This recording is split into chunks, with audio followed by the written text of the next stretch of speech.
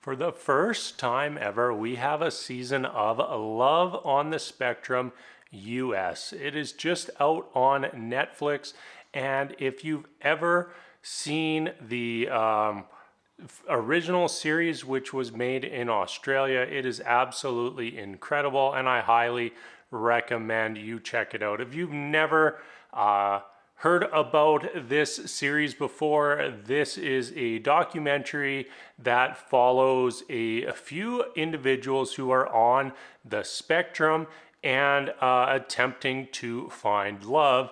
And you can piece that all together just straight from the title, Love on the Spectrum. So I'm very excited about this new season because this is one of the most wholesome love related reality shows on the planet.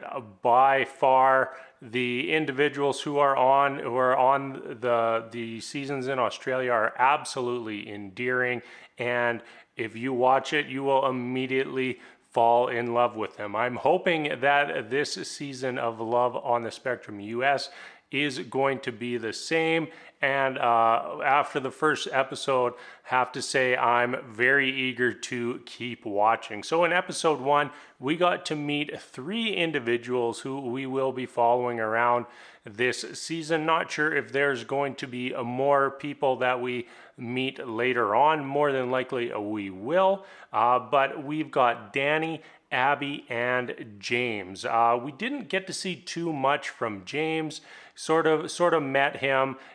He really likes his conversation pieces, collecting his stamps, his rocks, the canes. Seems like a very interesting individual that is looking for love. He didn't get to go on a date, so we got to meet him, see his background a little bit, him and his loving family, and that was about it. We mainly focused on Abby and Danny. Might as well start with Danny since we got the big cliffhanger ending with Danny's date, but there was numerous very endearing moments with Danny, you know, like when she said, telling her parents, or I think it was her aunt and uncle, not her parents, that she's a gold digger because she wants to date a man who's well off. So she's just like, yeah, I guess I'm a gold digger. And then also the kissing the cupcake was absolutely incredible. I don't know how that came about, but Danny showing us how she learned to kiss from basically licking a cupcake was quite ridiculous. So Danny, she started her own animation company at the age of 14, and she teaches animation to individuals on the spectrum. Looks like she's very ambitious, done very well for herself, won many awards for herself, and is kind of looking for someone who's in the same sort of situation as her. And she gets to go on a date with a man named Solomon. So he brings her some flowers. The date starts off pretty well, and you can immediately tell that Danny is smitten.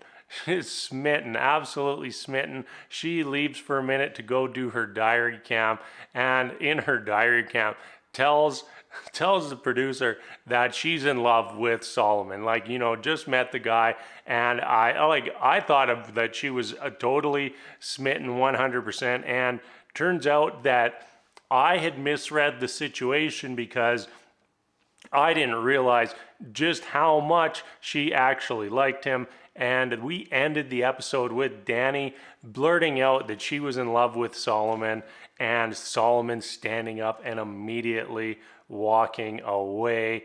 It could be good, could be bad. We'll have to see on the next episode. I really hope it goes well for Danny. She might have been a little bit too forward there, but hopefully things go well for her. And our last person was Abby. You know, she really talks about Ariel a lot, and her telling the the little story of Ariel, and how when she comes onto land and loses her voice, and that Abby can really relate to that, because sometimes she feels like she can't speak or she can't get her words across.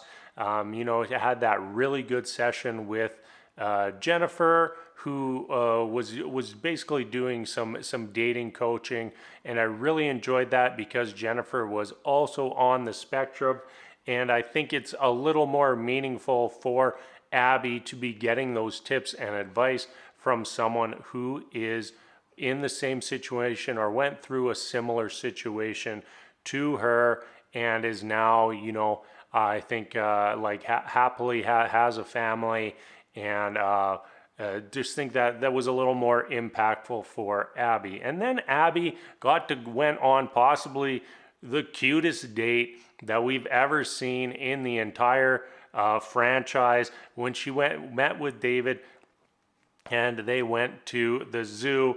It was too cute. That date was too cute. They both had an enormous love of animals.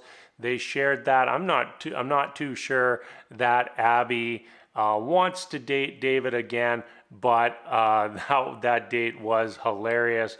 So endearing, absolutely adorable. And, I wish we would have got to go and watch their entire time together, because it was any list of descriptor you want to list there. That's what it was. So that's it for episode 1. Very, very excited for this series. Hopefully we get to meet a few more singles, and hopefully we don't see Danny get heartbroken next episode. But as always, everybody, thank you so much for watching, and until next time, we will see you later.